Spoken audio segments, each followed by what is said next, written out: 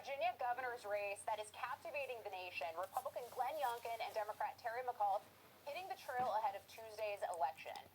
And the viral campaign hoax that everyone is talking about will probably hurt McAuliffe.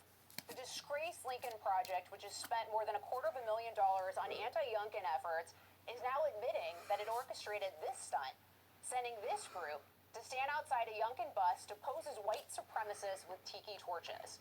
McAuliffe's team quickly pounced on his rival, writing in a now-deleted tweet, "The Unite the Right rally was one of the darkest days in the Commonwealth's history. This is who Glenn Youngkin's supporters are." All of this comes as a brand new Fox News poll shows that Youngkin is pulling ahead of McAuliffe by an 8-point margin, a huge shift from just 2 weeks before. And you can see there from the crowds for each candidate today that momentum is behind Youngkin, and it appears to be building from angry parents who are concerned about what their children are being taught in school.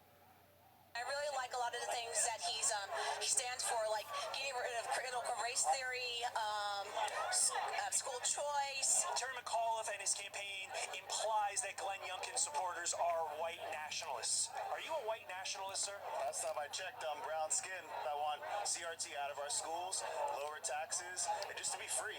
With these crazy mandates, it's America. Yeah, so that guy's like, yeah, no. So, you know, a lot to unpack here, guys. But Tyrus, let's start with Tiki Torch Gate. What's your reaction to it? What's the takeaway? Wow. Is that where we're at? Is that what we're doing? Listen, I have been talking about this for like the last 2 weeks. I said it on Outnumbered. I said it out on Falker Focus, Gutfield, America's Newsroom. Anyone who would listen, I said, keep messing with these moms and dads. Keep messing with middle class America, trying to take away the two things that we care about a lot, and that's our good policing and our education system, and telling us that we have no say, no voice, and if we do speak up for ourselves or try to protect our kids, we're domestic terrorists. Oh, hell no. And then you want to make this up? I called it. I said there'd be a huge upset, and it's not even going to be an upset. I'm calling it right now. It's going to be a blowout, and you have no one. The Democratic Party has no one to thank but themselves and ridiculous, racist, disgusting plots like this. Well, and of course, Lincoln Project is the group that shielded a sexual predator, and Governor Ralph Northam is a guy who was in blackface or a KKK group. But I digress. You know, Jackie, let's get to the issue of education, because this is a top issue in the race. As viewers can see at home, this Washington Post poll has that education is the top issue, and it's increased substantially since September to October as the #1 issue here. I want to play some sound from President Trump in an upcoming interview with Judge Jeanine on Justice with Judge Jeanine, which is going to air tonight at 9 p.m. Let's take a listen to this. How do you see Youngkin doing against McAuliffe next Tuesday? I think he's going to do very well. Look, McAuliffe made a tremendous mistake, but it's really probably not a mistake from his standpoint. He believes it. Right. He said the parents have nothing to do with what their children are going to learn. They have nothing to do with it. I heard that statement. I said, is that going to be bad? Is that going to be like deplorables? Remember when Hillary made the statement, deplorables hinted? That's not a nice word, and it blew up. You know, Jackie, what's crazy about this is Terry McAuliffe launched his race, his candidacy on the issue of education. He did it outside of an elementary school, and he went from September, he was up 33 points with voters who education was their top priority, to now Youngkin is up by 9, a 42-point swing since September alone. How does that happen?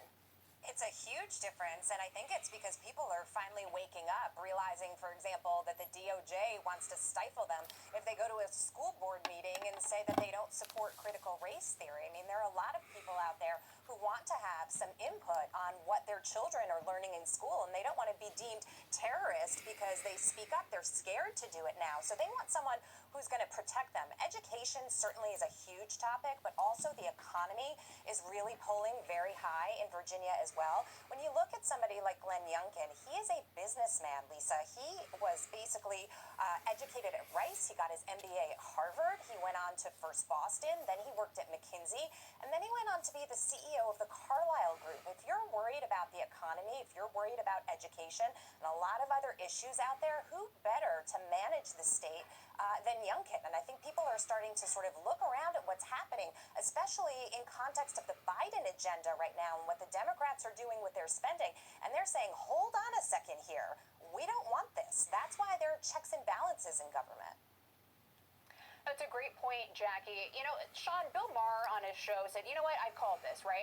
I said this months ago that this election or education could be an issue this election. Let's take a listen, if I could talk, to what he said. Terry McAuliffe, he was the governor. He's running again. He should walk away with it. Biden won the state by 10 points. It has not gone statewide for a Republican since 2009. He's neck and neck because the issue became schools. I said this months and months ago, that the issue in the coming elections is going to be what's going on in the schools. Why? Parents vote, and they don't like what's going on in school. They feel like they are losing control, and this became the issue in this election. Trust me, this is going to be a huge barometer kind of election, because Terry McAuliffe loses, people understand, yes, oh, that's right. It is going to be about that. Yeah, so Sean, we know that Terry McAuliffe has really tried to nationalize the race. He's tried to make it about Donald Trump. He's tried to say that Glenn Youngkin is an extremist, even though he comes across as Mr. Rogers. And Glenn Youngkin he's run a very Virginia-focused race, issues, education, jobs, etc. As someone who knows a thing or two about campaigns, what's your take on talk about the difference between those two strategies and why it's important? Yeah, if I could a second, though, I think it's important to know what Bill Maher just said, right? I mean, voters care about a lot of things. They might be very progressive. They might care about climate change. But if you don't have something very personal to you going right, like the nuts and bolts, like education of your child, if they're not teaching math, science, English, but are teaching critical race theory, all of a sudden that becomes the number one issue, because your kids are the most important thing to you, and that's driving this turnout. And I think, if Glenn Youngkin wins, it's going to be, obviously, as we agree here, on education. But I think it's important to look right. So the McAuliffe campaign is trying to say, listen, this is all Donald Trump Republican in Virginia, and obviously Virginia didn't vote for Donald Trump, so that could be a big hit. But Youngkin's keeping this right at home. He's keeping it on core issues that these folks care about. And if I just make one last point, when I look at this Tiki Torch Lincoln Project protest that you mentioned at the start of this segment, this is a sign of failing campaigns. Democrats are losing, McAuliffe is losing, and therefore they try these tactics. When you're winning and everyone's coming out and cheering you on and your crowds are huge, you don't do these kind of things, right? So I think, things are looking great for Youngkin, and if you're a betting man, that's a campaign I'd be betting on. And I'd also bet on Tara's shirt. I called it. America. Always. Well, Tyra is one for having a great shirt, but secondly, because you were a former educator. Look, we're seeing support for school choice skyrocket in America. Do you think if Youngkin wins on Tuesday, Republicans could replicate this parents first agenda in races for the midterm elections? If they have any brains in their head, yes, the first thing they would do is run out and get deputized and start volunteering with the local sheriff or police office department. And the second thing would be picking up some night school classes, start substitute teaching on the side. Yeah, education, taking care and supporting our parents and supporting our men and women who put on that blue uniform and keep our neighborhood safe should be on the top thing, because those two things take care of everything else. When your kids are good, you go to work fine. You don't have to stay home. You don't have to call out.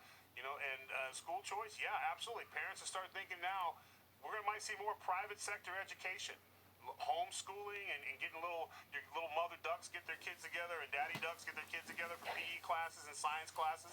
We're going to start seeing one thing with this pandemic and having a transparent president like President Trump is people are involved now. We pay attention to the issues. You can't play the big bad wolf is coming when we're all wolves. We're not worried about that. So fix my schools, keep my police employed and paid, and the Democrats aren't interested in that. Republicans should not just seize on it, right, but believe on it and do it. Because if you sell wolf tickets and don't, when you get in there, if he doesn't support education, right, he'll be out. He'll be no better than the Democrats. So yeah, get involved. All right, there you go. So some free campaign advice.